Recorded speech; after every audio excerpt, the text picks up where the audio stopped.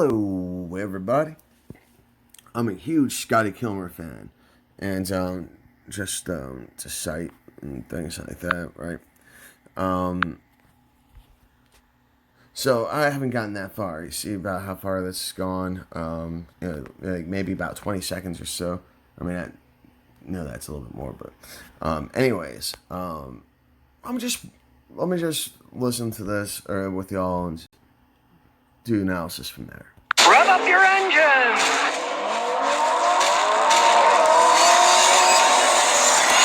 Here we go. Old Elon Musk and Tesla's at it again. He bought $1.5 billion of Bitcoin. But who knows what game he's playing now? And Bitcoin reached $48,000 for the first time. And he's saying that he's going to accept Bitcoin to buy his cars. I guess he's going to the bottom of the barrel now. He'll do anything to sell his cars. If you really look at it, that's kind of a crazy thing where he's going to accept Bitcoin for his cars. But I mean, now it's up to $48,000. Okay, what if it goes down to $20,000? Some guy buys a car today and it's worth $48,000, and the next day it's worth $20,000. He just lost half of the money he sold. Well, the thing is with Bitcoin, all right, so Elon Musk can do that because he has cash, he has liquidity. And so he's helping the market out by taking some of the risk. You know, and like he's basically a backer of Bitcoin. And this is from my crude understanding. For. And, I mean, I'm just fascinated by this Bitcoin stuff because years ago I was doing some business in Seattle with these internet dudes. And I met a bunch of Bitcoin guys. And I said, I understand how Bitcoin works. But I said, I really don't comprehend why any government would allow Bitcoin to be used in their country because you basically undermine the currency of the country. And that's how people do business with currency, right? And if you undermine the currency, it takes 2 seconds. It's the same thing as a dollar. Like the dollar, like how it took a long time for the dollar to really come about. Like that's why Civil War soldiers sold their gold buttons and their buttons from their uniforms and things of that nature. Because they weren't getting paid, and so they used precious metals.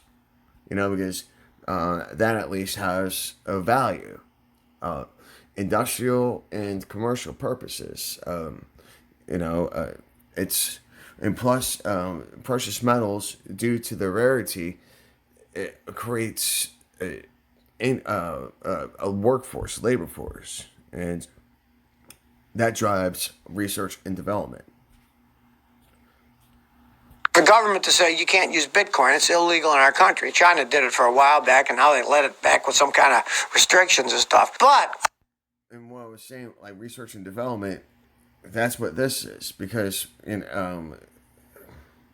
there's an algorithm that goes with Bitcoin, from my understanding, and I believe that there's only a finite amount, and the more that are pulled out, the harder it is to get them, and so basically it's a bypass, critical bypass in the shift of our currency, and it becomes global currency, something that's used around the world, and something that is a resource that anyone can tap into. And the only limit is basically technology. But if we get to the point of technology where mining a Bitcoin in its oldest of age, it can pull one out every month or 2 months or 3 months, and whatever it is, because it'd be like supercomputing. And by that point in time, we should have a lot of other technologies in place to where mining Bitcoin is not a necessity, and we can transition into another form of economy. Because it's like, okay, we've done our physical labor ourselves. Why not create the robots and have them do the work and everything of that nature? And so we don't need to, do that mining anymore, because it's just money is merely, the tool is useless at that point in time, because that's what money is. Money is a representation of time and labor, and it's a tool that we use in society because You know, you can't go up to a tree and buy an apple. At the same time, uh, uh, you know, if I'm gathering, you know, if I'm taking care of this orchard, you know, and you're taking care of, uh, you know, lumberyard, I mean, that means that, like, okay, let me trade you apples for lumber, you know, and, well, you know, how do you, you know, it's kind of hard to say, you know, how many apples, you know, it takes to, you know, buy a piece of wood or whatever else, you know, and it's easier to be like, okay, well, here's a placeholder. Here's, you know, currency. Here's a dollar. This is a placeholder. This representation of your time and labor at the, you know, and this helps develop the transaction because I traded apples for lumber by using this tool known as currency, which carries my time and labor over to someone else who just sacrificed their time and labor. And so now they're able to go and share their, um, uh, their, I mean, basically, I mean, yeah, there's going to be a gain there, you know, like, you know, there's going to be a certain amount of interest in it, you know, and that's why people trade money, you know, trade goods in the first place. You know, there's an interest. You know, if it's a good deal, right, everyone breaks even. You know, the dollar, you know, is, hey, here's, you know, 1 hour of my labor, you know, for 1 hour of your labor. And the thing is that due to rarity, you know, oh, I had a bad season, and so my apples, you know, I don't have that many apples this year, and so that they're gonna cost more. Okay, and that's how there's inflation because I just inflated the price of the apple, and so that in turn depreciates the value of lumber because I mean, well, food and shelter. I mean, those are very important things, but you know, and so like that's the thing is the next person, you know, the guy who I bought the labor from, the lumber from, now his dollar has his personal interest, like his survival at interest, you know, and it's like so he has less of his money deflated due to you know his like my shortcomings, like the seasonal shortcomings, and you know, and it's because we're all a slave to Mother Nature until we develop the technology. You know, and so that's the thing. So I inflated the value, like I inflated the dollar when it's given to me. However, it depreciated when you know it deflated, um, you know, in exchange. You know, and that's part of the thing with indulgences and whatnot. I mean, I think that's like the. I mean, that's actually pretty. Like I just thought of that off the fly too. That's actually a pretty good understanding of the economy. But here, let me go back a second. I don't comprehend why any government would allow Bitcoin to be used in their country because you basically undermine the currency of the country. And that's how people do business with currency, right? And if you undermine the currency, it takes 2 seconds for the government to say you can't use Bitcoin. It's illegal in our country. China did it for a while back, and now they let it back with some kind of restrictions. But I asked this guy who's a real expert on Bitcoin in Seattle, and he said, Scotty, it'll always be around. I said, well, why do you think it's going to be around? He said, because Bitcoin is totally untraceable. He said, actually, the majority of the use of this stuff is for laundering money. People want to launder money. Hey, great, use Bitcoin. Like back in the days of cocaine and Miami, that made all the laws in the United States that if you put more than so many thousands of dollars in the bank now, you got to show where it came from, where it went. You're not going to be able to launder all this cocaine money in the banks. The banks, of course, were involved in it too. A bunch of them ended up going to jail for the deals they did. So, I mean, I don't think I'd want to be putting my money into something that one of the big reasons for people to launder money is what's behind a lot of this stuff. So, I don't know. I guess he'll do anything to sell his Tesla. Excuse me. And you know, so Scotty's an awesome dude. I mean, he really is. Check out his channel, Scotty Kilmer, and whatnot. Well, the dollar, it's untraceable. Like the only trace of it is, you know, through the exchange, you know, going to a bank. Because if I have a check, then, you know, I'm gonna be getting, you know, and I'm trading that one piece of paper, this certificate from this business with this bank that says, you know, hey, this person worked these many hours, and here's a certificate, you know, for his wages, right? You know, so there's that tracing that comes along there, but it's not as sophisticated, as it is currently with the debit cards. It's there's a transaction that takes place, and so we're all marked with our transactions, and that's part of the reason why we have, depending on your bank, we have certain, we get certain ads, and that's why, from my, humble opinion, I believe that some of these off-chain banks and things like that, you get a discount because they're selling data and whatnot, metadata at the very least. They're doing everything outside of of breaking the law. And so with Bitcoin, well, that's why there's these other agencies out there currently working with trying to get into cryptocurrency. The thing is that until things become nationally accepted, I mean, they're a lot further behind than the internet community, because the internet community are the ones that are bringing up this currency that has value. Like, they've created value to it, and with that being said, like, they've created value to it, and they're like, okay, like, this is fair. We're gonna trade these things, and we're gonna turn it into money, and so that's how we're turning cash into crypto. We're taking the money back into our hands. I believe this goes with the greenback and everything like that. So is that what it is? The greenback. My history, kind of, plagues me. So, greenback captures and automates original itemized receipts, no manual entry or data entry. Why is it called a greenback? Greenback money. Greenbacks were paper currency, fiat money, issued by the United States during the American Civil War that printed in green on the back.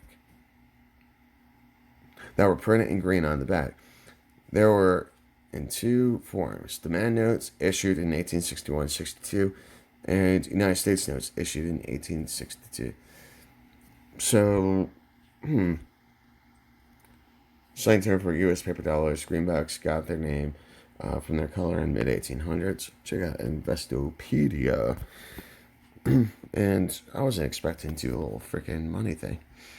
In the mid-1800s, the Continental Congress did not have taxing authority. The greenback was a negative term because they did not have secure financial backing authority, and banks were reluctant to give consumers the full value of the dollar. Understanding greenbacks. It took half a century to get all foreign coins and competing state currencies out of circulation. But by the early 1800s, the U.S. was ready to try the paper money experiment again. Banknotes had been in circulation for a while, but because banks issued more notes than they had coins to cover, these notes often traded at less than face value. So that's inflation, deflation. There's so much money out there, the dollars are overly inflated, and so whereas the cost of an apple, that does not depreciate. We all need to eat. In the 1860s, the U.S. created over $400 million in legal tender to finance its war against itself. Fucking, that's just a crazy sentence. But the government had earlier issued bonds to raise capital. However, the war's time depleted its finances. The idea of issuing paper money was opposed by bankers because it would bring the federal government into markets and could potentially translate to its bankruptcy. If the war failed to go in its favor, to prevent such an eventuality, the paper's money value dependent on the health of individual banks issuing the currency. and and that's what I say about the Civil War is like it wasn't about slavery. Like slavery was like people were feeding these machines because they were going up to the factories for processing. And so basically the slave labor, it became a burden to slave owners, like of the demand and stuff, or it was like consumerism was basically being born. Now, I'm not going to go into all the Civil War and say whatever, but they were called greenbacks simply because the backs were printed in green. The government backed this currency and stated that it could be used to pay back public and private debts. However, despite the government backing, they were not exchangeable for gold or silver. Is that what happened to the dollar in what was it, 73? I think. Demand notes versus paper notes. Because we went back to gold standard, then we went away from it, and now it's between like the 30s and 70s, I believe. Correct me if I'm wrong. Greenbacks came in two forms: demand notes and U.S. paper notes. Demand notes were issued in 1861, 1862 to pay for salaries and other government expenses during the Civil War. In February of 1862, the Legal Tender Act saw the government issue paper notes, which would eventually become the official currency of the U.S. as demand notes were phased out. During this period, the value fluctuated according to the North's success or failure at certain stages in a war.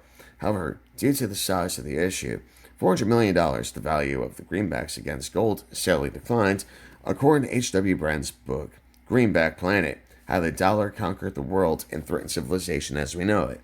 The value of the greenback had a contemporary recovery in value after the battle with Gettysburg. Okay, sorry, and lost my space and couldn't remember. The issue is posed by bankers because blah blah blah blah.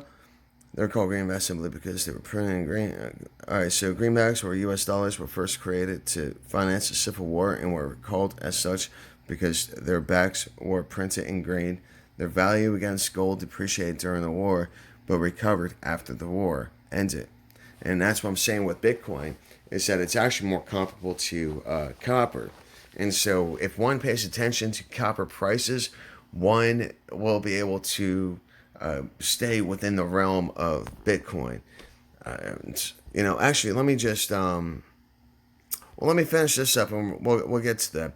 Greenbacks came in two forms: demand notes and U.S. paper notes. Demand notes were okay. We already went over that. During this period, the value fluctuated. Fuck it. Let me just check that out real quick. Let me pause these. Goldman says Bitcoin is tracking copper, a key proxy for global growth. How much is copper Bitcoin worth?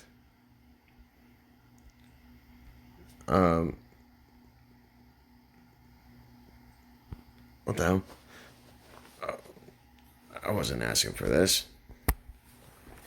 What the hell? Okay. What else copper coming around? So, crypto? Alright. Oh, well, this is actually pretty cool.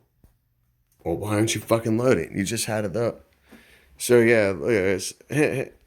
That's a pretty cool coin. And that's not necessarily true. There's ways to lessen the cost of Bitcoin and things like that, which requires sustainable energy and such. But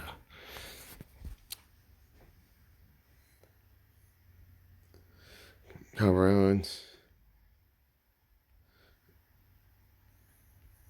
So, yeah, I know it's just freaking, but this is what a lot of people are going to see. So, that's why I'm using Google and things. Bitcoin, Mobile Copper, and Weed Investments, spelled he owns Bitcoin, roughly 8% are held by long-term investors. What do you know about the markets? I mean, you can't really, so hold on a second. I'm telling you, T-Mobile, Sprint, fucking sucks. But, anyways, copper rose by freaking 44%, 0.44%, and Okay. So, anyways, so you see that? Now, hold on. Let me actually just.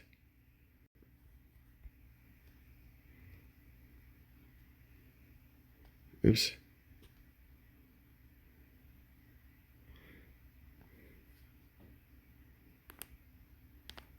Oops.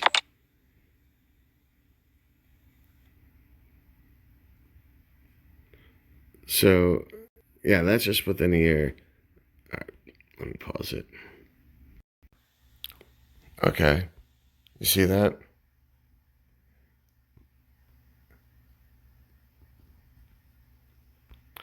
Where's doesn't have copper on here. Hold on a second. Okay, so this is the what Bitcoin looks like. And that's copper. Bitcoin. Copper.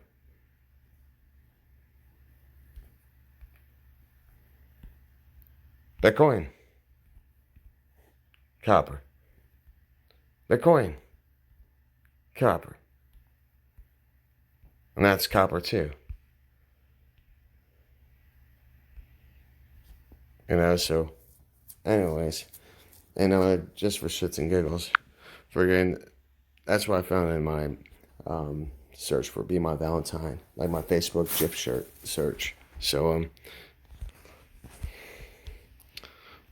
those are freaking disgusting. Absolutely disgusting. They're beautiful to a point, but they're disgusting. Like, I much have fake tits than a fake dick.